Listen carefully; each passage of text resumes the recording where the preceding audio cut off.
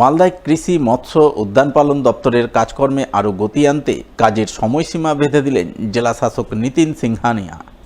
এই উদ্দেশ্যে শুক্রবার তিনি কৃষি মৎস্য উদ্যান পালন দপ্তরের আধিকারিকদের নিয়ে জেলা প্রশাসনিক ভবনে এক বৈঠক করেন।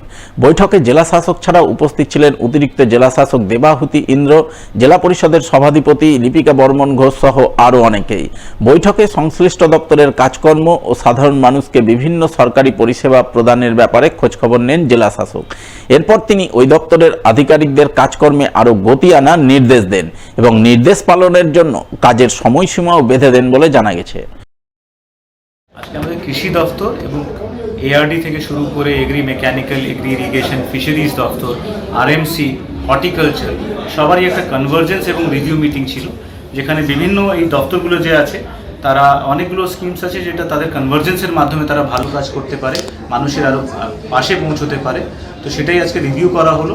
যে যে এলাকাগুলোতে কম অ্যাচিভমেন্ট হয়েছে সেগুলো রিভিউ করা হলো এবং তাদেরকে একটা টাইমলাইন্স দেওয়া হয়েছে। সেই টাইমলাইন্সের মধ্যে সেটা অ্যাচিভ করতে হবে এবং আমরা কুইকলি আরেকবার রিভিউ করব, সো দ্যাট যা যা বেনিফিট সরকারের দেওয়ার কথা সেটা সবার কাছে পৌঁছবে। শুক্রবার একগুচ্ছ দাবিতে মালদা জেলা শাসকের দপ্তরে বিক্ষোভ ডেপুটেশন কর্মসূচি পালন করলেন সারা বাংলা অঙ্গনওয়াড়ি ও সহায়িকা কর্মী সমিতির সদস্যরা।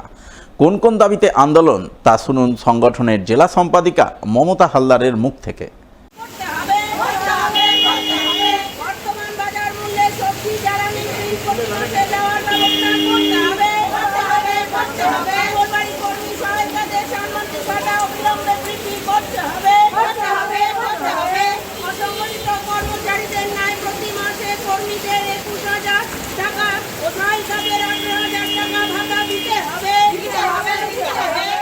আমাদের বেতনটা ঠিকঠাক আমরা পাচ্ছি না।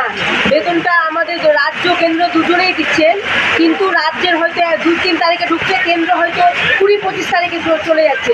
তাই আমাদের সামান্য এইটুকু বেতন যদি এরকম করে তো আমরা কেমনভাবে চলবো?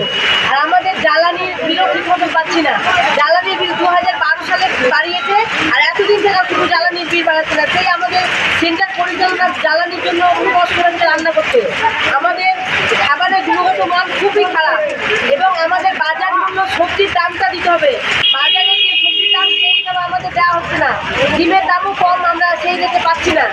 আর আমাদের 5 লাখ টাকা করা হয়েছে এবং কেন্দ্রও যেন আমাদের 5 লাখ টাকা করে। আমাদের 21,000 টাকা বেতন করতে হবে এবং সহায়িকাদের 18,000 টাকা বেতন করতে হবে। এটাতে এখন পয়সা বেড়েছে, আমাদের সেই পয়সা আমাদের অনুযায়ী দিতে হবে।